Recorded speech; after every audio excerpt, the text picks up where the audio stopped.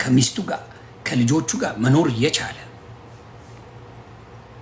ኢቭን ከብልጽግና ስልጣን ተቀብሎ መኖር እየቻለ ሁሉ ነገር ያለው ለሐቅ ብዬ ሞታለሁ የሚል ሰው እስክንድርን አይቼዋለሁ። that's crazy። በፍጹም ተረጋጋ። እስክንድርን መውደድ ማምለክ መብት ነው። ሁላችንም እስክንድር እንወደዋለን፣ እናከብረዋለን።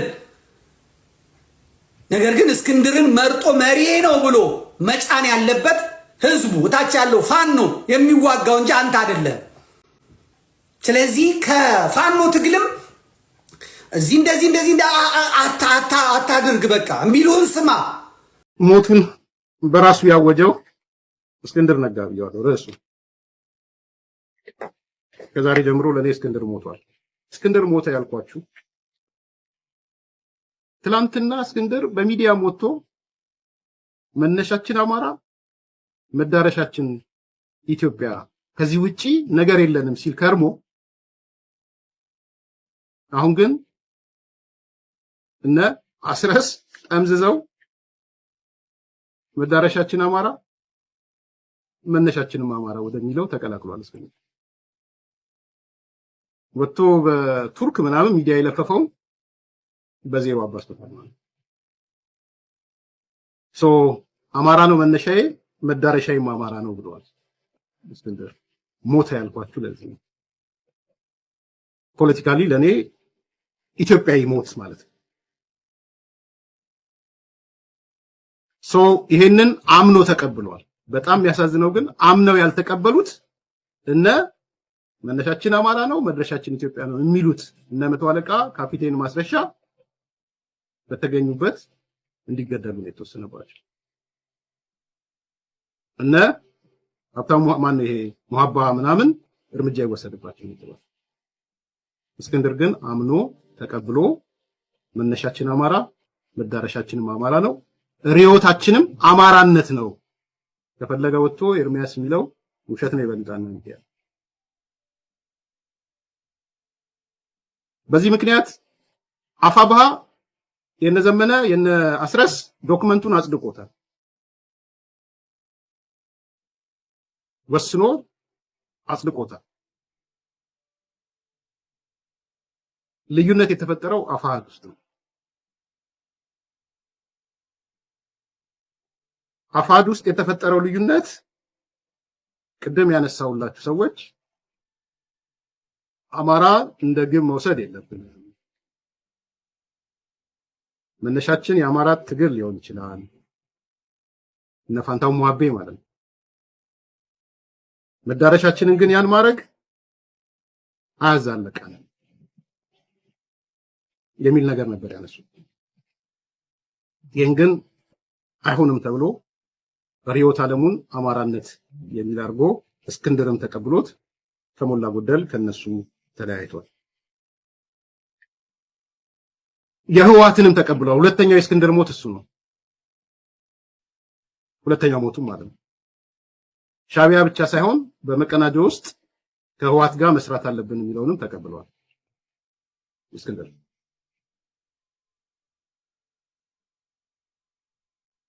እነ ካፒቴን ማስረሻ ህወሓት የኢትዮጵያ ብሎም የባህናነት የአማራ ጠላት እንጂ አብረን የምንሰራው አይደለም ብለው ልዩነት ወጥተዋል። ማስረሻም ፋንታው ሙሐቤ ማለት እነ እስክንድርና ቅድም የጠቀስኩላችሁ በሙሉ ግን ከህወሓት ጋር ታክቲካልም ስትራቴጂክም አላይ ማድረግ እንችላለን፣ ሻቢያ በበላይነት ሆኖ ሊመራው ይገባል ብለው ተስማምተዋል። በአንድ ቀን ሁለት ሞት ነው የሞተው እስክንድር። በአንድ በኩል ኢትዮጵያ ሲል መዳረሻዬ ምናምኔ ያለ ሲል የነበረውን ነገር ቀርጥፎ በልቶ አሁን ወደ መነሻችን አማራ መዳረሻችን አማራ አማራዊነት ሪዮታችን ነው የሚል ተስማምቷል። ሁለተኛ ሞት የዚህ ነገር አጋርነት ከሻቢያና ከህወሓት ጋር መሆኑንም ተቀብሎ ሶስተኛ ሞትም አላቸዋል። በአቋማቸው የጸኑትን ሰዎች እንደነ ኮሎኔል ፋንታው ሙሐባ እንደነ ካፒቴን ማስረሻ አይነት ሰዎችን ደግሞ ህንፍሽፍሽ ተፈጥሮ ክፍፍል ተፈጥሮ መኖር ስለማይችሉ እርምጃ ይወሰድባቸው። ስለዚህ እነዚህ ሶስት ነገሮች በእኔ እምነት የእስክንድርን ፖለቲካዊ ሞት የመጨረሻ ያጠናቀቁ አድርጌ ነው የማስበው። ስለዚህ ሚስተር ጀስቲፋየር ልክ ነበረ ማለት ነው። ግራንድ ጀስቲፋየር ተገዶ ነው ወዶ ነው። አሁን ተገዶ ነው ምናምን ማለት አልፈልግም። የማልፈልገው ለምንድን ነው እንዴ? እነ ኮሎኔል ፋንታው ሟባ ለምን አንቀበልም? ለምንድን ነው እነ ካፒቴን ማስረሻ ሰጤ አንቀበልም ለምን አሉ? እሱ ለምን ይቀበላል? ሌሎቹ ለምን አይቀበሉም?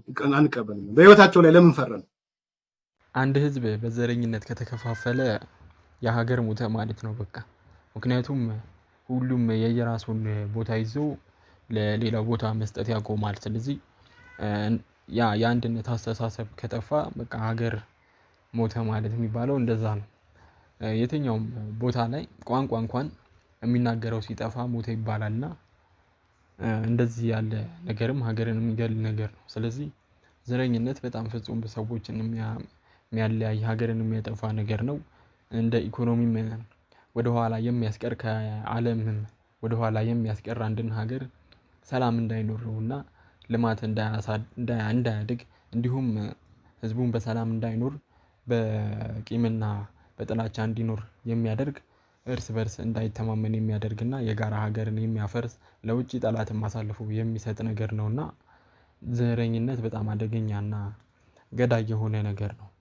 ስለዚህ ብዙዎች አጉል የሆኑ ሰዎች ወይንም የራሳቸውን ነገር አመቻችተው ከሀገር ወጥተው ወይ ደግሞ የራሳቸውን ህይወት በሌላ ሀገር እየኖሩ ተመቻችተው ቁጭ ብለው እዚህ የኛን ሀገር ለማፍረስ የሚሞክሩትን መጥፎ ንግግር የሚናገሩ ወይንም ተናጋሪዎችን በመስማት እርስ በርስ ልንጣላ ወይንም ልንጋጭና ሀገራችንን ልናፈርስ ይገባል የሚል ሀሳብ የለኝም። ስለዚህ እንደዚህ ሀገርን በማፍረስ ወይንም የዘረኝነት ንግግር በማናገር አንድን ነዋሪ ከአንድን ነዋሪ ሊያጣላ የሚችል የአንድ ሀገር ህዝብን እርስ በርስ ሊከፋፍል የሚችል ንግግር የሚናገሩ ሰዎችን ባለመስማት ሀገራችንን መታደግ አለብን ብዬ አስባለሁ። ብዙዎች አሁን በዚህ ሰዓት ሀገርን ለመከፋፈልና እርስ በርስ ጸብ ለመዝራት እየሞከሩ ነው። በሃይማኖት በብሔር በተለያየ መንገድ እየመጡ ሀገር ለማፈራረስ እየሞከሩ ነው። በዚህም አጀንዳ አድርገው ይዘው ልማት እንዳይሰራና እድገት እንዳይመጣ ያደርጋሉና ሀሳባችንን ሰብስበን ስራችን ላይ ማተኮር አለብን ብዬ አስባለሁ። ተደጋግፈን ወደፊት የጋራ የሆነ ነገር መስራት ነው እንጂ የሚያዋጣን በማያስፈልግ ነገር እየተጣላን ወይንም እነሱ በሚሰጡን አጀንዳ ወይንም በማይረባ ነገር እየተጋጨን የወደፊት ሀገራችንን ማፍረስ ወይንም ማጣት የለብንም ብዬ አስባለሁ። ቴዲ አፍሮም እንዳለው ከወረስነው ቂም ይልቅ የምናወርሰው ፍቅር ይበልጣል ነውና ከዚህ በፊት በታሪክ የተፈጸሙ ልክ ያልሆኑ ነገሮችን ቢኖሩ እንደ መማሪያ አድርገን በማለፍ ለወደፊት ትውልድ የተሻለ ነገር ሰርተን ማለፍ ነው እንጂ እና ያለብን ልክ እንደ አድዋ ጀግኖች በአንድነት ሆነው ሀገራቸውን ከውጭ ጠላት እንደተከላከሉት እኛም በዚህ ጊዜ የመጣብን ወራሪ ዘረኝነትና ጥላቻ ነው፣ ቂም እና አጉል የሆኑ ንግግሮች ናቸውና ይህንን ደግሞ በመዋጋት አንድ ላይ በመስራት የተሻለች ሀገር በመገንባት የአድዋ ድል ታሪካችንን በእኛ ዘመን ደግሞ ልንደግመው ይገባል ብዬ አስባለሁ።